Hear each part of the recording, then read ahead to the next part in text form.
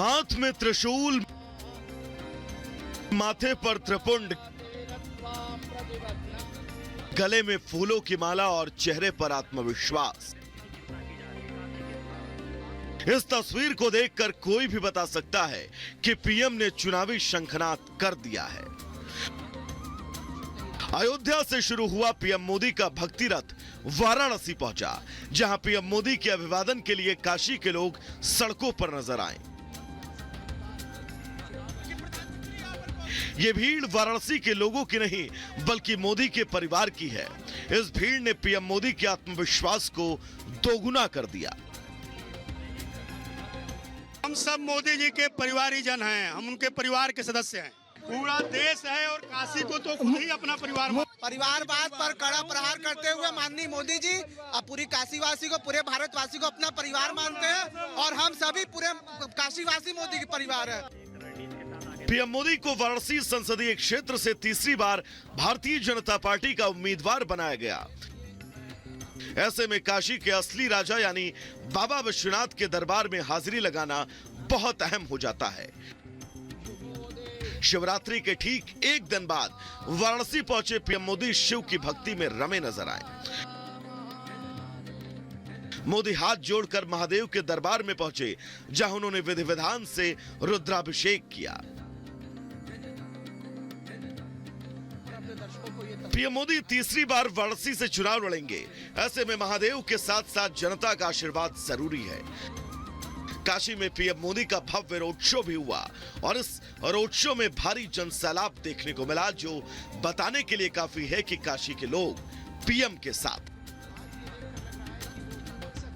हम है मोदी का परिवार, पूरे हिंदुस्तान में एक ही नारा, हम है मोदी का परिवार।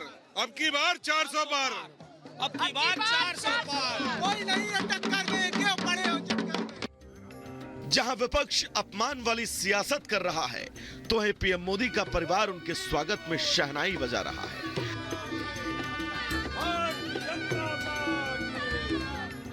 जिस अल्पसंख्यक समुदाय को विपक्ष सिर्फ वोट बैंक समझता है, उसे पीएम मोदी ने अपने परिवार की तरह रखा। और यही वजह है कि काशी की सड़क पर ना हिंदू था ना मुसलमान, था तो सिर्फ मोदी का परिवार। बहुत सालों से चोर रहते थे इस देश में, अब चोर जेल में चले गए। अब इन लोगों को परिवार बना लेते हैं कि आप हमारे साथ रहिए और देश का विकास करिए। वाराणसी में पीएम मोदी जब भी आते हैं, उनके स्वागत में ऐसा ही जनसैलाब उमड़ता है। 2 बार काशी के लोगों ने पीएम को भारी मतों से विजयी बनाया और स्थानीय लोगों का ये जोश देखकर अंदाजा लगाया जा सकता है कि पीएम मोदी का विजय रथ ऐसे ही आगे बढ़ता रहेगा। पीएम मोदी ने विकास की गारंटी पर अब की बार 400 पार का लक्ष्य रखा। काशी के लोग भी विकास के नाम पर ही वोट करने का अब मन बना चुके हैं। अपने परिवार को छोड़ करके आज हम देश की सेवा कर रहे हैं और सबके अंत्योदय आखिरी पैदान पे जो खड़ा है उसकी चिंता करते हैं, जो अन्य योजना गरीबों के लिए कार्य करते हैं। सारे देश को एक रूप से देखते हैं, हिंदू मुस्लिम सिख ईसाई, कोई जातिवाद नहीं, कोई परिवारवाद नहीं, केवल वो अपने लिए नहीं देश के लिए करते हैं।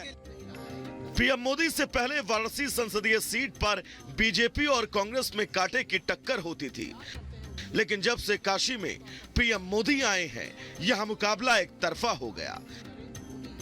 पिछले चुनाव की बात करें तो 1999 में बीजेपी ने 33.4% वोट शेयर के साथ जीत हासिल की।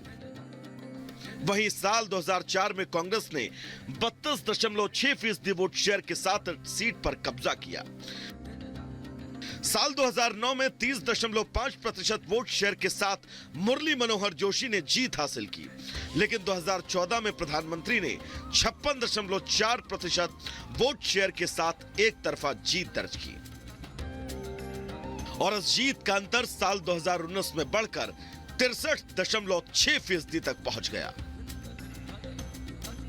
अब सियासी पंडितों की माने तो आस्था की लहर और विकास की गारंटी के दम पर तीसरी बार भी पीएम मोदी की जीत पक्की मानी जा रही है। बस अब देखना यह होगा कि इस बार जीत का अंतर कितना होगा। Bureau report, Republic Bharat. और इस बीच उत्तर प्रदेश के जौनपुर से एक बड़ी खबर आ रही है, जहां पर एक बड़ा हादसा हुआ है। आपको बता दें, एक ट्रक ने कार को टक्कर मारी और इसमें 6 लोगों की मौत की खबर आ रही है, जबकि 3 लोग जख्मी हुए हैं। बिहार के सीतामढ़ी के रहने वाले बताए जा रहे हैं। ये सभी जौनपुर में ये बड़ा हादसा हुआ है, सड़क हादसा हुआ है।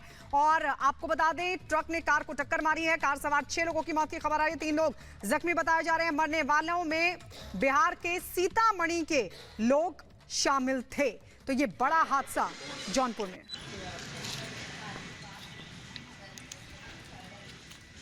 तो वहीं उत्तर प्रदेश के अंबेडकर नगर में एक बस दुर्घटनाग्रस्त हो गई। 1 मिनट की रिपोर्ट देख लीजिए। यूपी के अंबेडकर नगर में भीषण सड़क हादसा हो गया। आजमगढ़ से दिल्ली जा रही डबल डेकर स्लीपर बस दुर्घटनाग्रस्त हो गई, जिसमें कई लोग घायल हो गए। तस्वीरों में आप देख सकते हैं कि यह हादसा कितना भयंकर था। हादसे के बाद मौके पर अफरा तफरी और चीख पुकार मच गई। लोगों ने हादसे की जानकारी पुलिस को दी, जिसके बाद पुलिस ने मौके पर पहुंचकर लोगों को बस से बाहर निकाला और अस्पताल पहुंचाया। यह हादसा अकबरपुर बसखारी मार्ग पर हाईवे पर हुआ। घटना की जानकारी मिलते ही जिलाधिकारी अविनाश सिंह और पुलिस अधीक्षक डॉक्टर कौस्तुभ घटनास्थल पर पहुंचे। बताया जा रहा है कि बस में कुल 26 लोग सवार थे, जिसमें से कई लोग घायल हो गए और हादसे में एक की मौत हो गई। हादसे के बाद हाईवे पर लंबा जाम लग गया, जिसको पुलिस और अधिकारियों ने हटवाया, जिससे घायलों को जल्द से जल्द अस्पताल पहुंचाया जा सके। Bureau report, Republic Bharat. और इस बीच दिल्ली से एक बड़ी खबर आपको बता दें, दिल्ली में जल बोर्ड के 40 फीट गहरे गड्ढे में एक बच्चा गिर गया है और उसको निकालने की कोशिश की जा रही है। मिशन जिंदगी अभी भी लगातार जारी है, लेकिन बच्चे का कोई अता पता अभी तक नहीं है, कोई जानकारी नहीं मिल सकी है। लेकिन जानकारी ये मिल रही है कि ठीक गड्ढे के बराबर में 50 फीट का एक और गड्ढा खोदा जा रहा है, और ताकि बच्चे को निकाला जा सके। बोरवेल में गिरे बच्चे के बारे में अभी कोई जानकारी नहीं है। दिल्ली जल बोर्ड पर लापरवाही का मुकदमा पुलिस दर्ज करेगी, यह भी बताया जा रहा है। केशवपुर मंडी इलाके की घटना है। NDRF fire service rescue operation में जुटी हुई है। बच्चा नहीं, छोटा बच्चा नहीं है ये जो है लगभग 18-20 साल का, 15-20 साल का ये शख्स हो सकता है। अच्छा, ये अभी कोई मूवमेंट है सर? कुछ मूवमेंट के बारे में एनडीआरएफ वाले बता सकते हैं, हमें ज्यादा जानकारी। ये 12 इंच का बोरवेल है, लोहे का पाइप है, उसके अंदर गिरा हुआ है शख्स। इसमें 35 से 40 फुट गहराई पे है और इसमें लगता है इसमें कई घंटे का टाइम लगेगा। 15-16 साल का बच्चा गिर सकता है इसके अंदर? अपने आप तो नहीं गिर सकता। चले जल बोर्ड के अंदर ही आ रही बाउंड्री जो इसकी? नहीं, इसके बाहर है।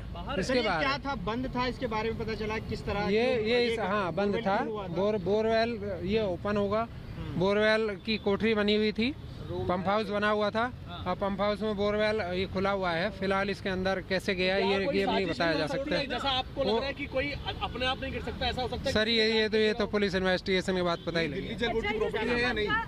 ये किसकी जगह है सर? ये दिल्ली जल बोर्ड का ही बोरवेल है। तो दिल्ली जल बोर्ड का ये बोरवेल है। इस वक्त हमारे सहयोगी वैभव वहां पर मौजूद है, उन्हीं से सीधे जानकारी लेते हैं। वैभव कहते हैं दूध का जला छाछ भी फूक फूक कर पीता है। देश के किसी गांव में, किसी खेत में, कहीं कोने में अगर इस तरह की कोई घटना होती तो उस पर सवाल बनता है, लेकिन यहां तो देश की राजधानी में जल बोर्ड के दफ्तर के ठीक बाहर इतनी बड़ी लापरवाही का सामने आना, ये क्या दर्शाता है?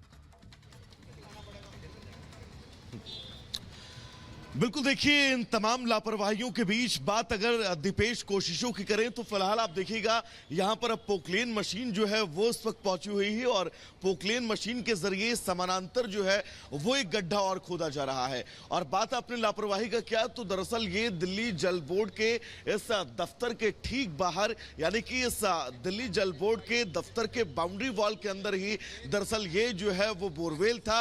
इस बोरवेल को जो है वो एक पंप हाउस के जरिए जो है वो कवर अप भी किया गया था।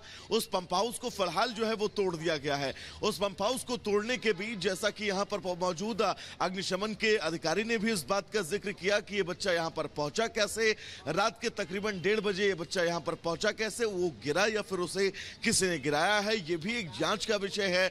लेकिन इन तमाम सवालों के बीच फिलहाल बड़ा अपडेट और बड़ी तस्वीर यही है कि रेस्क्यू ऑपरेशन रात तकरीबन 1:30 बजे के बाद से लगातार जारी है। सबसे पहले जेसीबी के जरिए उस पंप हाउस को तोड़ा गया जिस पंप हाउस के अंदर ये बोरवेल मौजूद था। उसके बाद अब ये जो है पोकलेन मशीन के जरिए एक समानांतर गड्ढा जो है वो तकरीबन 35 से 40 फीट तक जो है वो खोदा जाएगा, ताकि उस बच्चे तक पहुंचा जा सके, जिसको लेकर उम्र भी तकरीबन बताई जा रही है कि 12 से तकरीबन